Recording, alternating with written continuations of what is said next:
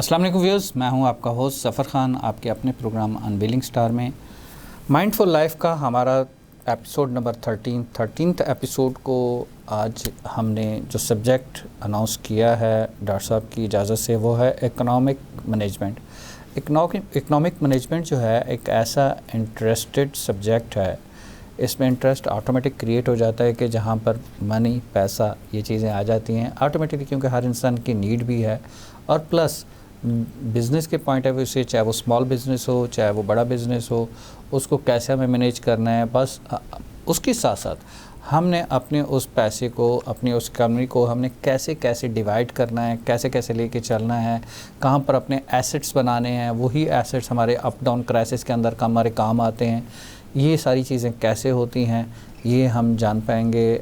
आज के हमारे उस्ताद भी हैं और मेरे ख़ास तौर पे, जिनसे मैं बहुत सारी चीज़ें सीखता रहता हूँ और प्लस बहुत सारी चीज़ों में मुझे हेल्प आउट कर रहे होते हैं। बल्कि यूँ कह लूँगा बहुत सारी ज़िम्मेदारियाँ अपनी कुछ इस चीज़ों से रिलेटेड उनके सर दी हुई हैं और कहा हुआ है कि सर ये ज़रा प्लीज़ कर दिया करें। डॉक्टर साबिर हुसैन साहब के पास। अस्सलाम वालेकुम साबिर भाई। वालेकुम अस्सलाम। कैसे हैं आप? ठीक हैं? तबीयत कैसी है? साबिर भाई, आज का subject economic management. Economics of management, sorry, मतलब मैनेजमेंट ऑफ इकोनॉमिक्स या इकोनॉमिक्स मैनेजमेंट। जी बिल्कुल, दैट्स राइट। इसको मनी मैनेजमेंट भी कहा जाता है। यस, मनी मैनेजमेंट भी कहा जाता है। वही फाइनेंशियल के पॉइंट ऑफ व्यू से, फिनांस के पॉइंट ऑफ व्यू से। जैसे अभी हम आ रहे थे, आप आए थे, पिक किया था मुझे सब, तो उसमें जब हम बात कर रहे थे तो उसमें बात यही हो रही थी कि जो बड़े बूढ़े कह गए वो ये कि कभी भी अपने सारे अंडे एक ही टोकरी में नहीं डालने चाहिए। बिल्कुल सही। जब जहाँ जिसने ये गड़बड़ की है तो उसको हमने प्रॉब्लम में ही देखा है। बिल्कुल सही। तो उस पर पहली तो चीज़ ये कि मैनेजमेंट का लफ्ज़ जहाँ आ गया तो इसका मतलब ये है कि हमने उसको हिस्से बखरे करके अकॉर्डिंगली उसके हिसाब से उसको मूव करना होता है अपनी ज़िंदगी के दीगर कामों की तरह से। जब हम अपनी इकनॉमिक्स को देखते हैं, अपनी मईशत को देखते हैं, अपने माशी हालात को देखते हुए उसको समेटने की या बेहतर बनाने की कोशिश कर रहे होते हैं। अब वो एक मज़दूर हो, सब्ज़ी फरोश हो, पान वाला हो, दुकान पे बैठा हुआ हो, कोई जैसे आपने कहा कि कोई स्मॉल बिजनेस कर रहा है, डेफिनेटली वेंडर हो, कोई बड़े कारोबार में हो, तो उसमें हमें यही मिलेगा कि जहाँ जहाँ जिन लोगों ने मैनेज किया प्रॉपरली उनको ग्रो करते हुए देखा गया। बिल्कुल सही। और जिन लोगों ने मैनेज नहीं किया या नहीं कर पाते तो वो फिर या तो एक ही स्टेटस पे रहते हैं और या फिर वहाँ से डाउनहिल कोर्स उनका शुरू हो जाता है। अब उसमें कल मेरे दोस्त आए थे, तारिक बेग साहब, इंशाल्लाह ताला किसी प्रोग्राम में आपकी मुलाकात करवाऊँगा उनसे। तो he has been working since quite long, he started from the scratch और उसके बाद भी उन्होंने माशाल्लाह इतनी स्ट्रगल की, जो कुछ भी है बाहर रहे, अब मुख्तलिफ कंपनीज में जॉब करते रहे। आजकल वो एक पाकिस्तानी कंपनी में है और ये कंपनी ज़ाहिर पाकिस्तान बनने से पहले से है। बिल्कुल सही। और ये उस वक्त से है जब यूँ समझ लीजिए कि मैं अगेन नाम लूँगा तो फिर पता नहीं क्या मसला हो जाए, तो इसलिए नाम में प्रोडक्ट्स भी उनके नहीं ले रहा। बहुत मारूफ प्रोडक्ट्स, बिल्कुल छोटी थी, अब वो एक बहुत ही मारूफ बिग शॉट फार्मास्यूटिकल कंपनी, उनका एक बेटा या पोता वो रन कर रहा है, उसमें वो जॉब कर रहे हैं तारिक साहब माशाल्लाह। तो अभी रिसेंटली जो पिछली मुलाकात थी तो उन्होंने बताया कि भाई वो इस्लामाबाद के कुछ चक्कर लगे उनके वगैरह वगैरह, तो पता ये चला कि उनका रिटर्न था टैक्स का, इनकम टैक्स का रिटर्न था तकरीबन 22 करोड़ रुपए का। सही। तो जो इजाफी सेल्स टैक्स रिटर्न जो होता है वो जो उनका अपना मेजर अकाउंटेंट जो पता नहीं कितने सालों से उनके साथ अटैच था, वो नहीं निकलवा पा रहा था FBI वालों से, और वो बार बार मुख्तलिफ पेपर्स और ये वो सब चीज़ें मांग रहे थे। इन्होंने, तारिक साहब ने परमिशन ली अपने बॉस से, सेठ से, और चले गए इस्लामाबाद। और वहाँ जाके मेरे ख्याल में इनको हार्डली 4-5 दिन रहना पड़ा, और 4-5 दिन के अंदर रहकर उन्होंने बड़े आराम से, आई थिंक कि वो जो तरीक़ाकार है पाकिस्तानी डिपार्टमेंट का कि आपने पैसा फेंक और तमाशा देख, इन्होंने मेरे ख्याल में 1.5-2 करोड़ रुपए दिए होंगे, सॉरी हाँ 1 करोड़, और 21 करोड़ का चेक 1 हफ्ते के बाद लेकर ये आ गए, जिस पे इनके बॉस ने इनको भी 20 लाख का एक रिवॉर्डिंग चेक दिया। वो ये समझ रहे थे कि वो और लोगों की तरह इन्होंने बीच में चीटिंग करनी होगी, अंडर हैंड रखना होगा। इन्होंने ज़ाहिर ऑनेस्ट आदमी है वो, तो उन्होंने ऐसा कुछ भी नहीं किया, और जो तरीका था पाकिस्तानी महकमों का कि रिश्वत दिए बगैर आप जायज़ काम अपना नहीं करवा सकते। तो वही सब चीज़ें हुई, लेकिन इनको मैनेज करना आता है, फंड्स को मैनेज करना आता है। पिछले 2 साल से उस कंपनी के साथ अटैच हैं और करोड़ों का फ़ायदा पहुंचा चुके हैं वो। बिल्कुल सही। तो उनकी ज़िंदगी में जब मैं उससे ऑफ एंड ऑन बात करता रहता हूँ तो वो चीज़ों को प्रॉपर्ली मैनेज करके चलते हैं। उन्होंने शुरू में प्रॉपर्टीज़ ले ली, प्लॉट्स ले लिए, फिर उन्होंने अपने दोनों बेटों को बाहर पढ़ने के लिए भेज दिया, एक यूके एक अमेरिका। सही। अब ये है कि वो प्रॉपर्टीज़ उन्होंने बेचकर वो उनकी फंडिंग वहाँ पे एजुकेशन की कर रहे हैं, कह रहे हैं मेरा गोल पूरा हो गया। एक बेटा पढ़ चुका है, जॉब कर रहा है, दूसरा बेटा अभी गया है, अभी इसको मेरे ख्याल में 6-8 महीने ही सेमेस्टर हुआ है, लेकिन वो जो उसके सेमेस्टर्स के जो पैसे हैं वहाँ पे हज़ार लाखों में जाते हैं वो, तो वो कह रहे थे कि मुझे उसकी टेंशन कोई नहीं। तो तरीका ये मैनेजमेंट का इस तरह से, मतलब लोग जिन्होंने जो अप्लाई कर रहे होते हैं, तो एक स्क्रैच से शुरू करने वाला शख्स जिसने ज़िंदगी को स्क्रैच से शुरू किया, और वो अभी हाँ असल जो चीज़ में बताया था वो बड़े आराम से बता रहे थे। 3 दिन के बाद he is going to Hunza with his wife, और कार ड्राइव करके आने का मेरा प्लेजर सिर्फ ड्राइविंग का है। खुद ड्राइव करके वो जा रहे हैं, 15 दिन ईद के वहीं पे गुजारेंगे, 15 दिन के बाद उन्होंने वापस आना है। सही। तो ये ज़िंदगी होती है जो अगर आप इकनॉमिक्स को मैनेज करके प्रॉपरली चलें तो आपके सारे एरियाज मैनेज रहते हैं, आप पीसफुल रहते हैं। और उसमें उनकी बड़ी अच्छी थ्योरी लगी कि भाई जल्दी सो और जल्दी उठो। वो 10 बजे सो जाते हैं, बेसिक है, सुबह 6 बजे उठ जाते हैं। बिल्कुल सही। और उसी हिसाब से उन्होंने अपनी सारी ज़िंदगी गुजारी है उसके अंदर। बिल्कुल सही। तो इकनॉमिक्स ऑफ मैनेजमेंट में पहली तो चीज़ आदमी इस तरह से इस उसूल को फॉलो करे। सबसे पहली बात अपने गोल पे नज़र रखें कि उसका गोल क्या है, उस गोल को अचीव करने के तरीके सोचें, तरीक़ों को आप पिन डाउन कर लें, नोट कर लें, नोटबुक में, मोबाइल में, कहीं पे भी, और उन सब रास्तों पे थोड़ा थोड़ा इन्वेस्ट करके आगे चलने की कोशिश करते रहें। बिल्कुल। तो उसमें हम आगे चलेंगे। आगे चलिए ज़फ़र जी। सबीर भाई, इसमें मैंने एक बड़ा प्यारा सा किसी जो जिस तरह से मोटिवेशन स्पीकर्स होते हैं उनका एक स्पीच के अंदर मैंने सुना था, बहुत अच्छा लगा। उन्होंने कहा कि आपका कोई गोल है ना जो आपने हासिल करना है, किसी भी साल के एंड के ऊपर, किसी भी मंथ के एंड के ऊपर आपने डेफिनेटली अपना कोई ना कोई गोल रखा होगा। उस गोल को लाइक एज एग्जांपल कि आपने एक गाड़ी लेनी है, आपने एक बाइक लेनी है, आपने स्पोर्ट्स बाइक लेनी है, आपने एक घर ख़रीदना है, आपने एक प्लॉट लेना है, जो भी आपने अपना एक गोल रखा है, उस गोल को आप अपने पास जो आपका वाइट बोर्ड लगा हुआ है, आपके पास डायरी है, आपकी नोटबुक है, जिस तरह से आपने बताया, तो उसमें फ्रंट के ऊपर लिख के रखें। तो जब भी आप आएँ तो आपकी फ्रंट पे सबसे पहले नज़र उस पर पड़नी चाहिए, नोटबुक है तो उस पर पढ़नी चाहिए। आपको हर वक्त ये क्लिक करना चाहिए कि ये टारगेट है मेरा, मैंने इसको अचीव करना है, ये टारगेट है मेरा, ये इसको मैंने अचीव करना है। और एक दिन वो टारगेट आपका अचीव हो जाता है विद इन द टाइम, क्योंकि आपके जहन में वो चीज़ होती है। और ये फिर अल्लाह ताला की कुदरत है कि हम जितनी स्ट्रगल करते हैं, जितना हम जैसा हम अपना माइंड बनाते हैं, इंसान की स्ट्रगलिंग भी उतनी हो पाती है। इसमें मैं छोटी सी एक एग्जांपल दूंगा जिम के लिहाज से। जिम में जब हम एक्सरसाइज कर रहे होते हैं तो हमारे जहन में होता है कि मैं जो है आज अपने स्टेमिना के लिहाज से 20 रैप्स निकाल सकता हूँ इस एक्सरसाइज के। तो कुदरती बात है वो सिर्फ 20 ही निकलते हैं, 18वें के ऊपर दम तोड़ना शुरू कर देते हैं बस। अगर हम जहन में करते हैं कि मैंने 50 रैप्स निकालने, तो वो 50 के बाद 48-47 पे दम तोड़ना शुरू हो जाता है, 50 पूरे कर लेता है। ये ऐसा क्यों कि क्या ये फिर टोटली जिस तरह से मैंने आपको बताया कि अगर गोल है तो गोल को हमने लिख दिया तो वो भी अचीव कर लिया, अगर वो गोल एक्सरसाइज का है तो उसको भी हमने उस तरह से अचीव कर लिया, फिनेंशियल पॉइंट ऑफ व्यू से हमने एक घर लेना है या कोई और चीज़ करनी है अपना गोल अचीव करने, तो वो भी हमने कर लिया। तो ये सारी थॉट हमारे जहन से और आपकी फील्ड से रिलेटेड आ जाती है वापस घूम फिर के। तो ऐसा क्यों? ज़फ़र, माइंड सेटिंग का गेम है सारा। आपने माइंड सेट कर दिया जी, ऑटो पे उसको डाल दिया, वो चीज़ ठक करके आपके सबकॉन्शियस में माइंड में चली गई। चाहे आपने जंप्स की बात की या गोल की बात की या जो भी टारगेट आपने सेट किया है अपना, वो once you put it into back of your mind, that is subconscious mind, वहाँ पे आपने कर दिया, आपने उसके हिसाब से उसको ऑटो पे डायल किया, तो वो खुद ब खुद आपको वहाँ पे ले जाके छोड़ देगा। तो अब अगर आपका गोल इनफाइनेट हो तो उस सूरत के अंदर आप डेफिनेटली आगे बहुत सारे वेंचर्स करते रहेंगे।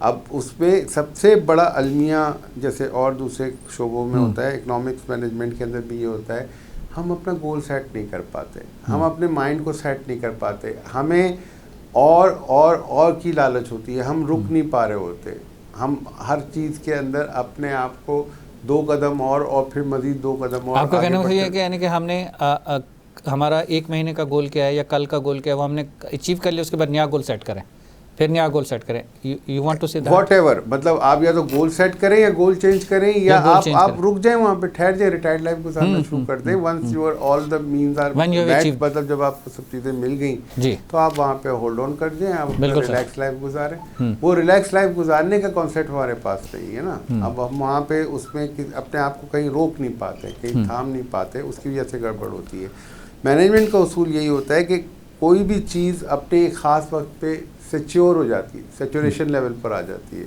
मैच्योर हो जाती है। अब सेचुरेशन या मैच्योरेशन के बाद आप जितना भी ज़्यादा उसको करेंगे तो वो ओवर फीडिंग कहलाएगी, ओवर इंडल्जिंग कहलाएगी। और कोई भी चीज़ जब ओवर होगी तो वो ओवरफ्लो करेगी, जब ओवरफ्लो करेगी तो आपके किए करे पे पानी भी फिर जाता है उसके अंदर। से फॉर एग्जांपल, आपने सबसे पहले शुरू के कुछ दिनों में अपने आप को जज कर लिया कि आपकी स्ट्रेंथ क्या है। सपोज आपने जिम की मिसाल दी, आपको पता चल गया कि आपकी स्ट्रेंथ इतनी है कि आप 40 मिनट 1 घंटे में ये इतना कर सकते हैं। बिल्कुल सही। आपने उसको ऑटो पे ट्यून किया, सबकॉन्शियस माइंड में डाला, और की लालच में नहीं गए, वहाँ पे ट्यून करके इस पे गाड़ी चलाते रहें, आपका फिजिकल हेल्थ वाला एरिया सेटिस्फाई रहेगा।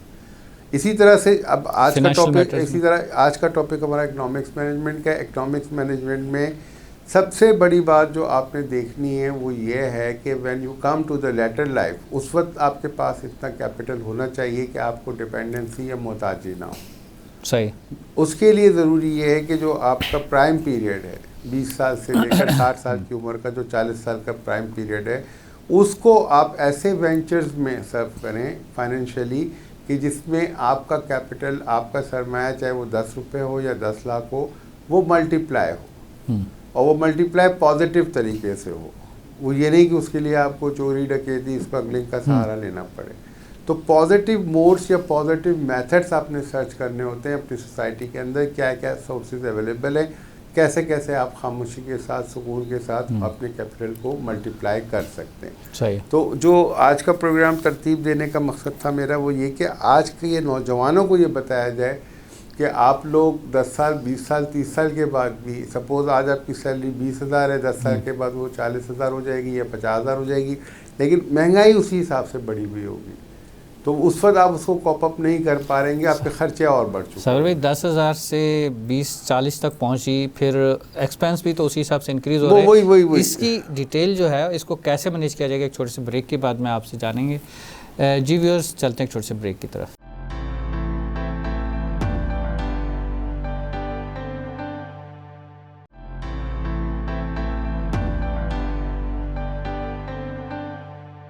वेलकम बैक व्यूअर्स, चलते हैं प्रोग्राम के बैक की तरफ। डॉक्टर साहब ने जिस तरह से बताया कि अगर आपकी इनकम एज एग्जांपल 10,000 थी तो उस वक्त आपके एक्सपेंडिचर क्या थे, अगर 20,000 थी तो उस वक्त आपके एक्सपेंडिचर क्या है, 40,000 तक पहुँचे तो आपके एक्सपेंडिचर क्या है। क्योंकि मैनेजमेंट तो यही कहलाती है ना कि आपकी जो इनकम है, साबिर भाई अगर मैं गलत नहीं हूँ, जो हमारी इनकम है तो हमारे एक्सपेंस अंडर द इनकम होने चाहिए, अंडर हमारे एक्सपेंस। ऑब्वियसली हमारे से होता क्या है, हमारे से जो गलतियाँ होती हैं कि हम अपने एक्सपेंस को इंक्रीज़ कर लेते हैं, आउट ऑफ कंट्रोल चले जाते हैं, ठीक है। और ये सारा कुछ क्या दिखावे की वजह से, हमारे माहौल की वजह से, मुआशरे की वजह से, पड़ोसियों की वजह से, देखा देखी में रिश्तेदारों की वजह से, यही होता है और तो कुछ नहीं होता कि यार उसने ये ले लिया, उसने वो ले लिया, उसने ये घर ले लिया, उसने वो कलर करा लिया, उसने ये शर्टें ले ली, उसने वो कपड़े पहन लिए, तो मैं भी वो करूँ। अगर इन चीज़ों को छोड़ेंगे तभी तो हम प्रॉपर मैनेज कर रहे हैं। वो कहते हैं कि जैसी चादर है, चादर देख के पाँव फैलाने। बिल्कुल सही कहा ज़फ़र, आपने बिल्कुल सही कहा। अब जैसे फॉर एग्जांपल मैं मतलब कोशिश करता हूँ, जिसको बहुत लोग ऑब्जेक्शन भी दे रहे होते हैं, लेकिन मैं अपनी हर गुफ्तगू में पर्सनलाइज्ड एग्जांपल्स दे रहा होता हूँ। ज़रूरी होता है। आपने ये शर्ट पहनी हुई है, ये आपने कब और कितने की ली, मैं आपसे पूछ रहा हूँ। बिल्कुल सही। ये तकरीबन नियर अबाउट मेरे ख्याल में साल होने को आ गया। और how much did it cost? On that time it was near about 3,500। Okay. अब आप ये देखिए कि ये शर्ट मैंने पहनी हुई है, इसको तकरीबन 3-3.5 साल हो रहे हैं लिए हुए, और ये 100 रुपीज़ की ली हुई है मैंने। क्या ये शर्ट आपकी उस शर्ट से कम क्वालिटी की है? नहीं, बल्कि बहुत ज़्यादा अच्छी लग रही है। लेकिन मेरे ख्याल में अच्छी ना लगे, वो जो भी है उसके बराबर इक्विवेलेंट लग रही है। आपने जितने साल भी आप मुझसे मिले हैं, आपने क्या कभी मुझे टाई में देखा है? नो। कोट मुझे मजबूरन सर्दियों में पहनना पड़ता है, वो मेरी मजबूरी। बिल्कुल ऐसे ही है। अब ये एक्सेसिव खर्चा है जो जी। आपकी अपनी पसंद शौक या जिस वजह से भी है, बिल्कुल सही। लेकिन ये जो एक्सेसिव खर्चा है 3500 में आप 35 शर्टें ले सकते थे या शायद अब भी ले सकते हो, अब शायद 100 की 200 की हो गई होगी, मुझे नहीं पता। बताने का कहने का मकसद ये है कि इकोनॉमिक्स ऑफ मैनेजमेंट में सबसे पहले कर्टेल योर एक्सपेंसेस। आप चाहे 1 लाख कमा रहे हो, 1000 कमा रहे हो, 10 रुपये कमा रहे हो, आपने ये देखना है कि आपकी जो नीड्स या इवन आपकी ख्वाहिशात वो कम से कम खर्चे में पूरी हो। पहला उसूल यही है एक मैनेजमेंट के हवाले से, इकोनॉमिक्स ऑफ मैनेजमेंट के हवाले से, कि आपने कम से कम खर्चे में मैक्सिमम यूटिलाइजेशन लेनी है। बिल्कुल सही। अब अगर इसकी जगह में कोई फटी पुरानी लुंगी पहन के यहाँ बैठा होता तो वो गलत होता, वो गलत हो जाएगा। तो आपने जो एक एक्सेप्टेबल, सोशली एक्सेप्टेबल जो तकाजा है उसको भी पूरा कर दिया, और आपने देखा, मार्केट सर्वे की, आपने देख लिया कि अब जाने को किसी माल में जाके मैं 6000 8000 की शर्ट भी ले सकता था। I can very much afford it. ये भी नहीं कि अफोर्डेबिलिटी भी ना हो, सारा आर्ट ये है कि आप अपनी तमाम तर अफोर्डेबिलिटी के बावजूद कर्टेल करें वन थिंग। अब ये मेरे हाथ में पॉड या वेब जो भी रहता है, अब ये जो है ये 4000 से लेकर 20000 रुपए तक का आता है, उससे ऊपर से 60,000 अब आप वो जितना भी आप आगे बढ़ते चले जाए, तो उसमें आप सिंपल से अपनी नीड पूरी करने के लिए जो मिनिमम क्वालिटी में जो अच्छी क्वालिटी का, जो ड्यूरेबल हो, जो सस्टेनेबल हो, आप वो चीज़ लेके यूज़ करें। सही। अब मेरे पास सिंपल से मोबाइल हैं, लोग आईफोन यूज़ कर रहे होते हैं, आईफोन कम से कम मॉडल का भी 1 1.5 लाख रुपए का। लोगों से मुराद मेरी है? नहीं, मुझे नहीं पता, आपने भी आईफोन, हाँ यस मैं भूल गया था, आपने भी आईफोन रखा हुआ है। अब मेरे पास ये 25-25 हज़ार के फ़ोन पड़े हुए हैं, तो मैं 1 लाख की मालियत में 4 फ़ोन अफोर्ड कर सकता हूँ, और 4 फ़ोनों से मैं 4 मुख्तलिफ काम ले रहा होता हूँ। This is management. Definitely. Are you getting my point? ये मैंने अपनी ज़ाती एग्जाम्पल इसलिए कोट किए हैं, तो ये मतलब आप देखिए कि कोई भी शख्स ये सब काम बड़ी आसानी से कर सकता है। मैं कहता हूँ कि जब मुझ जैसा इंसान कर रहा है तो आप भी कर सकते हैं। कोशिश ये करें कि एक्सपेंसेस को कर्टेल करें। अब उन पैसों को आपने कैसे मल्टीप्लाई करना है, आप इन्वेस्टमेंट के तरीके हज़ार हैं, आप पूछें, मैं आपको बताने के लिए तैयार हूँ, या और 10,000 लोग मिल जाएंगे, उनको मैं यहाँ ला के बिठाने के लिए तैयार हूँ, जो आपको तरीके बताएंगे कैसे आप इन्वेस्ट करें। अभी प्रोग्राम में आते हुए अभी जफर भाई को भी मैंने ये कहा कि भाई आप कम से कम 10,000 रुपये आप मतलब महीने में जी एक अलग डालें, ताकि उसके वाले से हम कुछ मूवमेंट बना सकें किसी तरीके की। एग्रीड। तो अब उसमें मैं जफ़र से पूछता हूँ कि जफ़र भाई आप बताएं कि आपकी नॉलेज में हम अपनी इनकम में पैसिव इजाफा कैसे कर सकते हैं, पैसिवली कैसे इजाफा कर सकते हैं जिसमें हमें ज़्यादा टाइम ना देना पड़े। देखिए this is the best way कि हम अपने एक्सपेंसेस को जब रिड्यूस करते हो गया, कम हो गया, उसके बाद हमारे पास जो सेविंग अमाउंट आती है, वो सेविंग अमाउंट क्या है, उस सेविंग अमाउंट में से कुछ अमाउंट जो है हम अपने एसेट्स वगैरह बनाने के लिए रख लेते हैं, और कुछ अमाउंट जो है वो हम अलग अलग, वही चीज़ होगी कि एक टोकरी में अंडे नहीं रखने, कुछ अंडे हमने कहीं अलग डाल दिए, कुछ अलग डाल दिए, कुछ अलग डाल दिए, उसमें हमने अमाउंट्स को थोड़ा थोड़ा करके जमा करना शुरू किया। और लाइक एज एक तो होता है कि जिस तरह से बीसी सिस्टम वगैरह चलता है छोटी छोटी फैमिलीज़ के अंदर, महलों के अंदर, वो चीज़ हो गई। दूसरी चीज़ जो है वो बड़ी अच्छी होती है कि एक छोटी अमाउंट्स को जब आप जमा करते चले जाते हैं और वो उसको किसी पर्पस के तहत किसी एक जगह आप फिक्स ऑन कर रहे हैं, इन्वेस्ट कर रहे हैं, तो उससे क्या हो रहा है कि वो बज़ाहिर तो 10,000 आपको नज़र आ रहे हैं कि कुछ भी नहीं है, लेकिन साल के बाद तो वो 1,20,000 है ना। ट्रू। अच्छा, उसमें जफ़र जैसे अब आपने बीसी की मिसाल दी, एक ज़माना था, बड़ा कल्चर चल रहा था, आजकल भी चलता है, लाखों की बीसियाँ डल रही होती हैं, लेकिन आई सजेस्ट के बजाय इसके कि हर महीने 20,000 रुपये बीसी में देने की बजाय वो 20,000 रुपये आप शेयर मार्केट पे लगाते हैं, वो आप क्रिप्टो मार्केट पे लगाते हैं, वो इसी तरह की कुछ और चीज़ें हैं। तो अगर आप हर महीने वो पैसे वहाँ लगा देते हैं तो उसके इम्कान ये हैं कि वो 1 साल के बाद आपको अपने 20,000 जमा कर करके जितना भी अमाउंट बना कैलकुलेट कर लें वो आपको मिल जाएगा। लेकिन अगर हम ये हर महीने ये किसी भी एक मार्केट में अगर लगाते चले जाएं, उसको सेंसिबली इन्वेस्ट करें, लालच नहीं होनी चाहिए, सेंसिबली इन्वेस्ट किया जाए, तो मैं समझता हूँ कि वहाँ हमें जो हम सम टोटल अपना जमा करेंगे 1 साल के बाद, सपोज़ 2 लाख रुपए में 4 लाख रुपए में मिल लें, तो 4,40,000 लेकर हम उठेंगे। हाँ सर भाई, इसमें मैं थोड़ा सा बताता चलूँ कि लोगों का अंदर जो है ना एक डर या खौफ थोड़ा सा बैठा हुआ है शेयर मार्केट के हवाले से, कि लोगों ने अपनी पूरी जमा पूंजी लगा दी और मार्केट जैसी क्रैश हुई तो वो तो बिल्कुल डूब गए, कुछ भी नहीं बचा उनके पास, और बिल्कुल ही डाउन क्राइसिस में उसमें आज आ गए, सब कुछ ही क्रैश करके बैठ गए। तो अब जो है लोग इस तरफ आते हुए जो है ना बहुत घबराहट और बल्कि ना आने वाली कंडीशन होती है, उसमें या तो वो ये समझते कि नहीं यार ये तो सारा कुछ पहले से, जैसे वो प्राइस बॉन्ड वाली गेम होती है कि सारा कुछ पहले से तय हुआ था, हमारा क्यों नहीं निकलता, हमने तो सारी उम्र प्राइस बॉन्ड लेते रहे, हमारा प्राइस बॉन्ड नहीं निकला, हम तो जमा कर करके थक गए, और देखें वो बंदा है तो उसके प्राइस बॉन्ड डायरेक्ट क्यों निकल आते हैं। तो क्या इसमें भी कोई ऐसी गेम होती है, क्या पहले से कुछ तय हुआ होता है, कुछ जुआ सिस्टम टाइप का होता है? जुआ हर जगह चल रहा होता है, लेकिन आपको किसने कहा कि आप जुए में पार्टिसिपेट करें?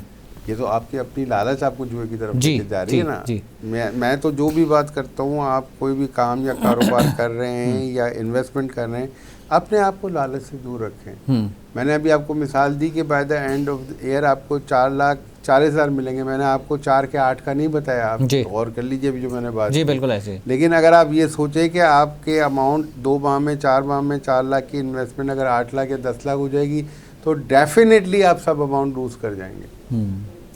हर चीज़ को मैं इन्वेस्टमेंट की बात कर रहा हूँ, गैम्बलिंग की बात नहीं कर रहा। शेयर मार्केट, उसमें इस वक्त तकरीबन 400-450 शेयर्स हैं, उसमें ब्लू चिप शेयर भी हैं, उसमें पेनी स्टॉक्स भी है। पेनी स्टॉक से मुराद है कि मैंने अपनी एक कंपनी बनाई, जफर भाई ने एक कंपनी बनाई, उसको हमने वहाँ रजिस्टर्ड करवा दिया, और 2 रुपये 3 रुपये के शेयर, उसकी वैल्यू जब हम देखते हैं यार 2 रुपये का शेयर है, ख़रीद लो, 1 लाख शेयर ख़रीद लो, 2 लाख के आ जाएंगे।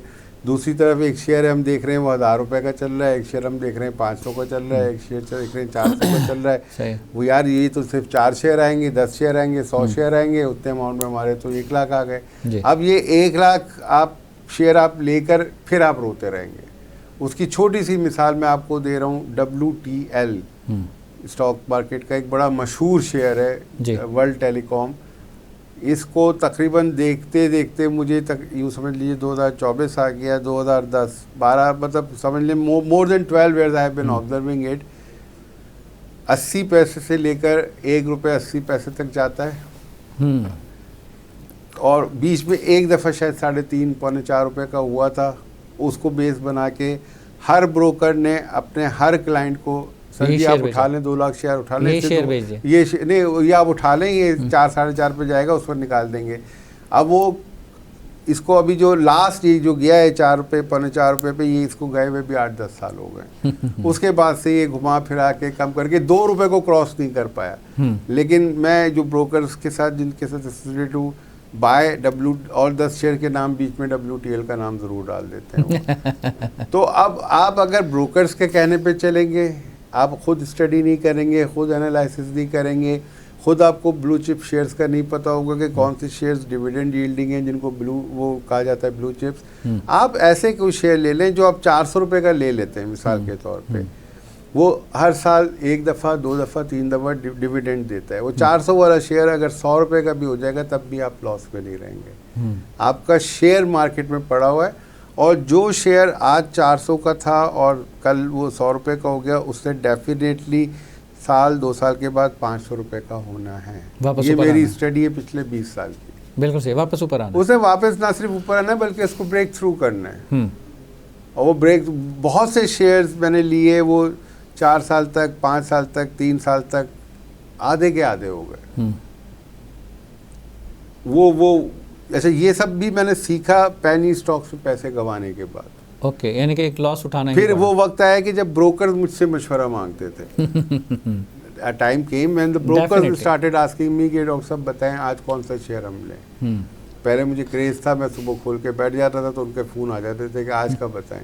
अब वो ये कि आप नंबर्स की साइकोलॉजी पे नज़र रखें, उनकी फिगर्स को, उनकी प्राइसेस अप डाउन्स को आप जहन में रखें, तो अल्टीमेटली आपको लॉस नहीं होगा उसमें। बिल्कुल सही, अगर आप सेंसिबली खेलें। लेकिन ज़रा सा आपसे ट्रेन चूक गई तो फिर मैं कुछ नहीं कह सकता। हाँ, उस वक्त जो एक वेरिएशन चल रही होती है ड्यूरिंग द टाइम, और उस वक्त वो आपकी स्क्रीन आपके सामने है। ये एक मतलब जाहिर है कि वो आप उस पर कर रहे हैं, और या फिर आपको टाइम नहीं देना, आपके पास टाइम नहीं है, कोई मसला नहीं है, आप डिविडेंड वाले शेयर 4-6 अच्छी कंपनियों के उठा के रख लें, आप उठा के रख के भूल जाएं। वो 200 को 400 को आप समझ लें, आपने छोटे छोटे मकान खरीद लिए, उनका किराया ऑटोमेटिक उसमें इंक्रीज ऑटोमेटिकली आता रहेगा। और अगर वो शेयर में वेरिएशन आती है फिर आप सेल आउट भी कर सकते हैं। अगर आप समझते हैं आपने 200 का लिए हुआ है, 300 का हो गया, आप बेचना चाह रहे हैं, बेच के किसी और कम कीमत पे ले लें, प्रॉफिट टेकिंग लेके बाहर आ जाए, उसमें या उसको रीइन्वेस्ट कर दें। बिल्कुल सही, बिल्कुल सही। तो शेयर मार्केट का जो है, शेयर मार्केट के अंदर जिस तरह से आपने बताया कि एकदम क्रैश जब मार्केट होती है, और या उसमें जो लोग लॉस उठा लेते हैं,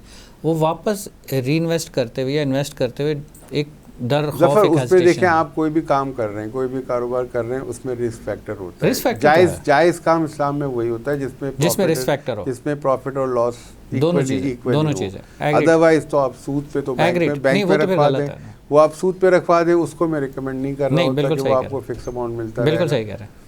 तो उसको तो हलाल में तो यही है, उसमें तो आपको रिस्क लेना पड़ेगा। हलाल में तो उसका तरीका ये है कि मार्केट क्रैश कर रहे हैं तो वो एक दिन में क्रैश नहीं करेगी, वो क्रैश का साइकिल शुरू होगा तो 4-6 दिन में होगा। सपोज 100 रुपए से शेयर अपने लोअर लॉक पर आया, 100 रुपए से 92 रुपए पे आया, हालात और वाकयात ऐसे हैं, हुकूमत बदल गई, तबाही मच गई, कुछ हो गया, हंगामा हो गया, जंग शुरू हो गया, आपको पता है। उसका तरीका ये है कि जिस प्राइस पे भले आपने वो 150 को लिया हो, अब वो 90 रुपए का हो गया, आप बेच दो उसको, वो आप दोबारा उठा लो 70 रुपए पे, आपने अपना 20 रुपया कवर कर लिया। लोग वो नहीं करते, वो उसको बेचते हुए डरते, इस चक्कर में वो लॉस पर लॉस करते चले जाते हैं। ओके, यानी आपने अपना लॉस बुक करें, आपने 150 वाला शेयर आपकी खरीदे, वो 90 रुपये पे पहुंच गया, अब आपको पता है ये 50 रुपये पे होने वाला है या मार्केट उस ट्रेंड पे जा रही है, आपने 90 रुपये पे वो आपको बिक रहा है, आप 90 रुपये पे बेच के जान छुड़ाएं, 4 दिन रुक जाएं, 60-65 का होगा, दोबारा ले लें, आपको 20-25 हज़ार रुपये, 20-25 रुपये, आपने वो 150 से उसकी कीमत आपने 125 कर ली। यानी कि क्रैश मार्केट की कंडीशन आप क्रैश मार्केट में ज़्यादा अच्छा कमा सकते हैं अगर आप उस वक्त सेल आउट कर दें, और जो सबसे कम कीमत पे आ रहे शेयर जो पावरफुल है, किसी किताब में नहीं लिखा कि आप फौरी तौर पे खरीद लें, किसी किताब में नहीं लिखा कि आप वेट करें जब मार्केट क्रैश कर रही है, तो आपने तो अभी पहले बेच के पैसे खुले करने। बिल्कुल सही, पैसे खुले कर लें, भले आपने उस सारे अपने शेयर्स को बेच के 10 लाख का नुकसान किया हो, सही, लेकिन अगर आप 5 दिन रुकेंगे तो आप 10 लाख में से 5 लाख रिकवर कर लेंगे। सही, आप 20-30 रुपए जब वो नीचे आ जाएगा हर शेयर, तो आप उसको रिबाय कर लें उसको, आपके पास शेयर वापस आ गया, आपको वो डिफरेंस आपको वापस मिल गया, और फिर आप वो जो आपका जो फर्दर लॉस है, इसी तरह से अब आपने देख लिया कि ये 2 साल पहले का हाई था, अब का हाई ये होगा, तो आप उस अगले हाई पे लिमिट लगा दें, वो फिर आप इसी तरह से करते करते आपको कुछ प्ले करना पड़ेगा, आप अपना लॉस मतलब आप इवन फिगर उस पर आ जाएंगे, इक्वल उसके ऊपर, आपको लॉस नहीं होगा। बिल्कुल सही। सभी भाई, इसमें कुछ जो है ना कंपनीज के शेयर्स के हवाले से हम जानना चाहेंगे ब्रेक के बाद आपसे। व्यूअर्स, चलते हैं एक छोटे से ब्रेक की तरफ।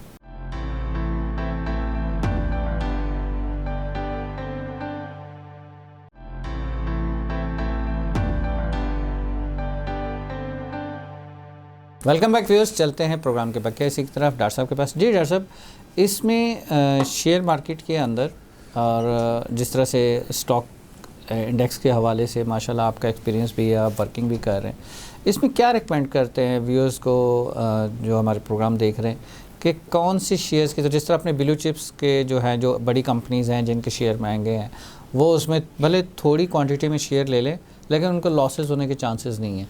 यहाँ पर सिर्फ जो मैं समझ पाया हूँ कि वो लालच दिल से निकालना पड़ेगा, वो छोटी छोटी जो शेयर्स लेके और उसके बाद अपने पास एक क्वांटिटी, जो मेरे पास 100 शेयर पड़े हुए हैं, मेरे पास 200 शेयर पड़े हुए हैं, ऐसे ही है ना, तो वो जो क्वांटिटी जो 2-2 रुपए का 3-3 रुपए का शेयर है, उसको लेने की बजाय अच्छा है, बेहतर है कि 1000 वाले, 2000 वाले, 3000 वाले शेयर कम क्वांटिटी में ले लें, वो ज़्यादा बेहतर। पहली बात तो जैसे मैंने बताया ना कि इस वक्त जो करंट मार्केट चल रही है, इस वक्त हाईएस्ट इंडेक्स पर है, पाकिस्तान की तारीख का हाईएस्ट इंडेक्स चल रहा है। बिल्कुल सही। आप इस हाईएस्ट इंडेक्स में बहुत सारे शेयर हैं कि जो बहुत हाई लेवल पर ऊपर पहुंचे हुए हैं। बिल्कुल सही। अब फॉर एग्जांपल मेरे देखते देखते 1 साल के अंदर साजगार इलेक्ट्रॉनिक्स या तो इलेक्ट्रॉनिक्स की तरफ चला गया जी, तो वो आई थिंक इट वाज 29-30 रुपए का था और इस वक्त वो 1100 रुपए का, ये विद इन 1 ईयर। इसमें कुछ लक फैक्टर भी होते हैं, कुछ एनालिसिस भी होती हैं। इसी तरह से FFC आपसे जब जिक्र हुआ था उस वक्त 85-90 रुपए का था, आज 400 रुपए का। बिल्कुल सही। ये भी पिछले 6-8 महीने 10 महीने की बात, बिल्कुल सही, ज़्यादा पुरानी बात। बिल्कुल सही, बिल्कुल सही। PPL OGDC 70-80 रुपए के चल रहे थे और PPL OGDC इस वक्त PPL तकरीबन 190 रुपए का है, OGDC इस वक्त 224-225 रुपए का हो चुका है उसके अंदर। सही है। अब ये वो शेयर्स हैं, ये ब्लू चिप्स शेयर्स हैं जो डिविडेंड दे रहे होते हैं। लकी है इस वक्त 1500 रुपए का है, लकी 600-700 रुपए का था अभी 2 महीने 3 महीने पहले, 3 महीने में डबल हो गया। 750 से ये मैंने लोगों का कॉन्सेप्ट देखा है कि वो ज़्यादातर ट्रस्ट करते हैं यार वो गवर्नमेंट वाले शेयर्स जो है ना, गवर्नमेंट कंपनीज के शेयर, उसको ले लें, उसमें हम थोड़ा सा सेफ रहेंगे, प्राइवेट का कुछ पता नहीं होता। मैं मेरी एनालिसिस या मेरी जी मैं वो बिल्कुल अलग है। मैं अब टोटली रिकमेंड नहीं करता गवर्नमेंट शेयर्स को लेने के लिए, क्योंकि गवर्नमेंट जो है लाइक पाकिस्तान पेट्रोलियम के हैं, दूसरे हैं, वो सब सही है, लेकिन इस वक्त पाकिस्तान पेट्रोलियम की असली प्राइस होती 450 रुपये, OGDC की 600 रुपये। अगर ये गवर्नमेंट पर इनका कर्जा ना चढ़ा होता, गवर्नमेंट इनकी अरबों रुपए की मकरूज है इस पर। गवर्नमेंट का उसूल तो इस वक्त ये है कि वो आपसे मुझसे हर लत्थू खैरे से भीख मांग रही है इस वक्त। तो वो उसने अपने जो ऑन शेयर्स हैं उनको भी उसने मतलब खींच लिया है सारा, उनके अंदर से भी सारे पैसे निकाल लिए हैं। This is not the right time to invest in the government on shares, because government खुद ख़त्म हो चुकी है, इकनॉमिकली कोलैप्स हो चुकी है, इकनॉमिक्स मैनेजमेंट बिल्कुल तबाह हाल है गवर्नमेंट की। आप गवर्नमेंट से हट के जो प्राइवेट सेक्टर्स अर्न कर रहे हैं वहाँ पर आप जाएं, उनमें भी कोई हमें 25, 30, 40 के करीब सॉलिड कंपनियाँ मिलती हैं जिसमें आप इन्वेस्ट कर दें, आप आराम के साथ कमाते रहेंगे। यानी आप डिविडेंड लेने की नीयत से करें, हाँ वो आपकी लक फैक्टर है, उनकी कीमत अगर डबल हो रही है तो आप उस वक्त बेच के निकल जाएं उसके, बिल्कुल सही, पकड़े ना बैठे उसके। अभी 3-4 दिन पहले हबको, हाँ 2 दिन पहले हबको 146 रुपये को टच किया, वो नीचे रैंक रहा था 128, 132 पे काफ़ी अर्से तक रैंक रहा। इफ्तिखार को मैंने फ़ोन किया, दोस्त है मेरे, मैंने कहा तुमने बेचा नहीं हबको 146 पे? क्या नहीं, मैं अभी रखा हुआ है, उसका डिविडेंड भी अभी आ गया, डिविडेंड भी ले चुके हैं। अच्छा, उनके पास अच्छी तादाद है, आपको उन्होंने डिविडेंड के लिए लेके रखे हुए हैं अपने शेयर्स, तो ठीक है, अच्छी बात है, रखे हैं आप। उसके पास 80 रुपये वाले आपको भी पड़े हुए हैं ना बहुत सारे। सही। तो अब जो उसको मैंने कहा कि तुमने 125, 124, 130, 32 पे लिया था, जो जितने आपको लिए थे उनको अभी निकाल देते तुम। नहीं। अच्छा, फिर वो अगले दिन 141, फिर 138, मतलब अब आपकी एनालिसिस होनी चाहिए ना कि कौन सा शेयर अब कहाँ तक जाएगा। आप वहाँ पे निकाल दो डरे बगैर, बिल्कुल सही, पहली बात। और दूसरी बात, अगर निकाल दो और आपके हाथ से वो निकल भी जाए तो आपको लॉस तो नहीं हुआ ना। आपने तो 130 का लिया हुआ है, 146 में बेच रहे हैं, तो आपको 16 रुपये फ़ायदा ही दे रहे हैं ना। किसी और शेयर में घुस जाओ, और नहीं अगर आपको बहुत ज़्यादा मोहब्बत है उस शेयर से तो वो 8-10 रुपये नीचे आएगा तो आप फिर दोबारा ले लो जब आना है उससे नीचे, बिल्कुल सही। तो ये आप लालच का एलिमेंट अगर ख़त्म कर देते हैं तो आप बड़े आराम से किसी भी काम, किसी भी कारोबार में कम प्रॉफिट, मुस्तकिल प्रॉफिट, बिल्कुल सही। आप छक्के मारने की चक्कर में क्रीज छोड़ेंगे तो फिर उसका इलाज कहीं नहीं है। तो जो लोग अपना सारी जमा पूंजी डबो चुके हैं स्टॉक मार्केट के अंदर, आप क्या कहते हैं कि वो सिर्फ just to the knowledge, just वो 99.9% 3 चीज़ें होती हैं। सबसे पहली और ज़रूरी चीज़ जो उनका प्रॉब्लम होता है वो लालच होती है, और वो लालच होती है जिसकी वजह से वो ब्रोकर्स के कहने पर आ जाते हैं। ब्रोकर्स को कमीशन ज़्यादा मिलता है, 1 लाख शेयर पे कमीशन, उनका कमीशन सोच लें कितना बनेगा, वही 5 पैसे के हिसाब से, और 100 शेयर पे कमीशन कितना बनेगा। उनको तो सिर्फ रोज़ के अपने कमीशन से दरकार है ना, बिल्कुल सही। उन्होंने तो लाख शेयर आपको टिका दिए, उनको लाख शेयर्स का आपको कमीशन मिल गया, सही, 5000 मिल गया। अब 100 शेयर का उनको 500 मिलेगा, बिल्कुल सही, बिल्कुल तो सही। उनको तो अपने काम से दिलचस्पी है। तो अगर आप उनकी लालच के चक्कर में खुद अपने बकरे काटते रहेंगे तो भाई तो फिर तो आपका भट्टा बैठना है, आप तो डूबेंगे। सही बात है। आप अपनी एनालिसिस करें, अपनी स्टडी करें, अपने वक्त को मोबाइल पे अंगूठा चलाने की बजाय फेसबुक और व्हाट्सएप और स्नैपचैट के चक्कर में उलझने की बजाय आप अपनी इकोनॉमिक्स को मजबूत करें ना यार जी। वो स्टडी से होगा। वो 2 घंटे स्टडी अगर आप दे लेते हैं डेली बेसिस पे स्टॉक मार्केट को या क्रिप्टो मार्केट को, तो आप मतलब, और लालच, पहली बार मैं लालच का इस्तेमाल कर रहा हूँ। अभी क्रिप्टो मार्केट 1.5-2 हफ्ते पहले क्रैश हुई है जी। वो अच्छी भली ऊपर चली गई थी, क्रैश होना था ट्रम्प के आने के बाद, वो क्रैश हो गई। अब उस क्रैश पे लोगों ने, मेरे अपने जानने वालों ने लाखों रुपए डुबोए लालच की वजह से। और लालच क्या होती है क्रिप्टो के अंदर, लोग शॉर्ट सेलिंग कर रहे होते हैं अपनी अंदाजे के मुताबिक, assumption। अच्छा, मेरी थ्योरी ये है कि वो गैम्बलिंग है, वो मजहबन मना है, ममनू है। आपके पास जितने पैसे हैं उतने के शेयर खरीद लो, भले या क्रिप्टो ले लो, अब भले $200 के आए, $100 के आए, ज़रूरी नहीं। आप क्या करते हैं, आप $200 लगाते हैं और उससे $1000 की चीज़ खरीद लेते हैं लेवरेज के ऊपर। अब वो मार्केट जब गिरेगी तो वो 2 घंटे के अंदर रातों रात सफाया हो जाता है आपके 10-12 लाख। बिल्कुल सही। अच्छा, क्रिप्टो करेंसी के हवाले से जो है, क्रिप्टो करेंसी को तो अभी लीगलाइज तो नहीं किया गया ना पाकिस्तान? होने जा रहा है क्योंकि अब इनएविटेबल है, हर चीज़ डिजिटलाइज हो रही है।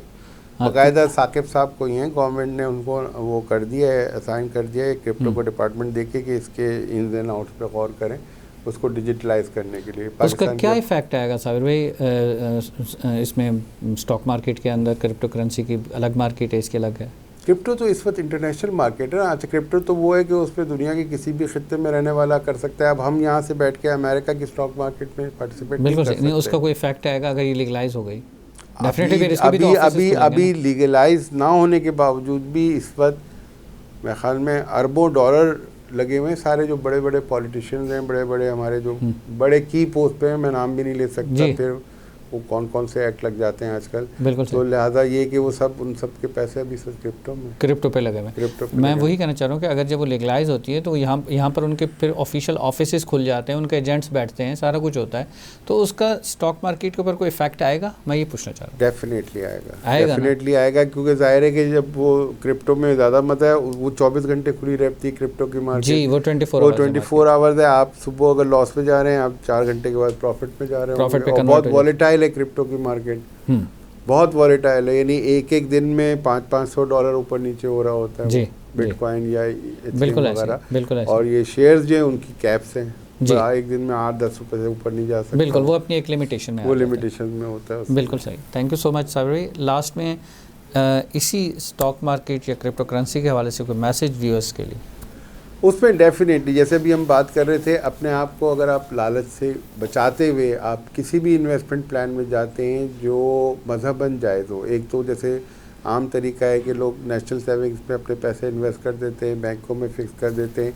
ये बहालत मजबूरी, आप कुछ और नहीं कर सकते हैं। उस वक्त तो हराम भी हलाल हो जाता है, सूअर का गोश्त भी आप खा सकते हैं अगर आप भूखे मर रहे हो, तो वो चीज़ तो ठीक है। लेकिन इख्तियारी तौर पे अवॉइड करना चाहिए। तावक्ते कि आपके पास कोई टारगेट हो, आपको ये हो कि आपने 10 लाख जमा करके ये चीज़ खरीदनी है, तो उस वक्ती तौर पे आप घर में नहीं रख सकते, तो वो पैसे आप रख लें बैंक में या सेविंग अकाउंट में डाल दें, तो उसकी इजाज़त दी जा सकती है। लेकिन उससे ज़्यादा इससे प्रॉफिट लेकर उस प्रॉफिट पे चलाने में उसमें फिर बरकत नहीं होती। बरकत होती है काम में और कारोबार में, जो हुज़ूर सल्लल्लाहु अलैहि वसल्लम ने रिकमेंड किया है कि कारोबार करो, काम करो ताकि उसमें बरकत हो। तो आप शेयर्स ख़रीद रहे हैं, शेयर्स बेच रहे हैं, ये एक कारोबार है।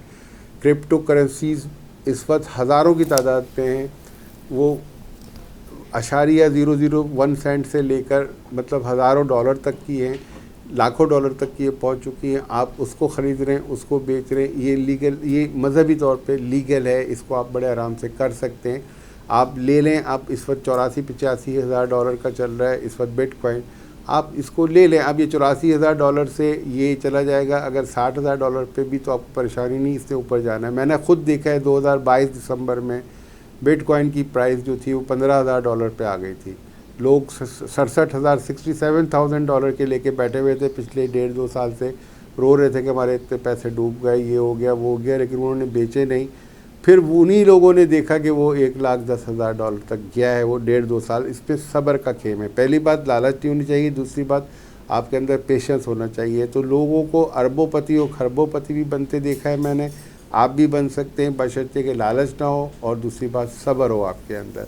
इन दो चीज़ों के साथ आप जो अवेलेबल इस वक्त इन्वेस्टमेंट स्कीम्स हैं जो बज़ाहिर सही हैं और जिसमें आप जायज़ तरीके से ज़्यादा पैसा कमा सकते हैं थोड़ी सी स्टडी करके, तो वो इस वक्त दो हैं, एक क्रिप्टो मार्केट है और दूसरी स्टॉक मार्केट है। Thank you so much viewers. लालच नहीं करना है और सब्र का दामन हाथ से नहीं छोड़ना है, तभी बिज़नेस के अंदर, हर चीज़ के अंदर आप आगे बढ़ सकते हैं। बहुत सारा ख्याल रखिएगा। टिल द नेक्स्ट एपिसोड, अस्सलाम वालेकुम, अल्लाह हाफ़िज़।